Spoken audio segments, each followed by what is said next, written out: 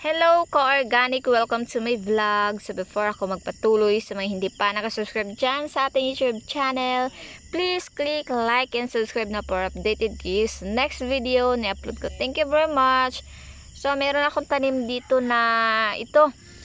Tagal-tagal din ako hindi naka-vlog kasi nga nagpaka-busy ako dito sa ating gulayan. But now, I'm back. Ayan. Mag-upload na tayo everyday para marami kayong matutunan sa akin. Ayan. So, yung gitanim ko nito is seeds. Ayan, pag seeds kasi, yan o, marami siyang stem. Ma-produce na stem pag from seeds ang itanim. Upland kangkong. So, masarap ito sa adobo. Kanina nag-adobo ako. Yung dinner namin, adobo yung ulam namin.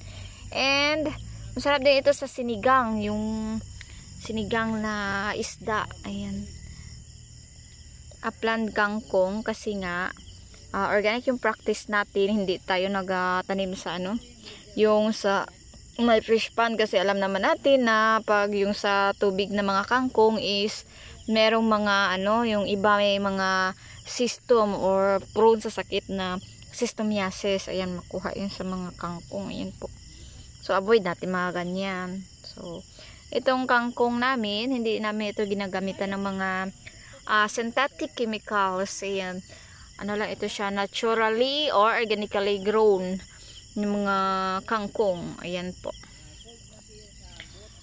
Organic yung practice namin dito kasi nga naga-care kami sa aming health and para sa din yung mga health ng aming mga customers or regular customers na bumibili sa amin ng mga gulay. Kaya yun, organic yung practice namin.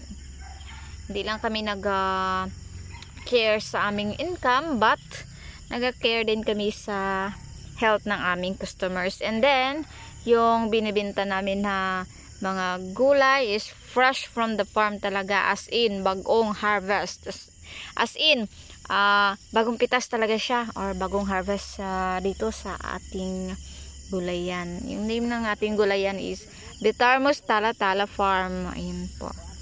So, yun lang muna for today's video. Thank you for watching and see you to my next vlog. Go organic! Upland kangkong.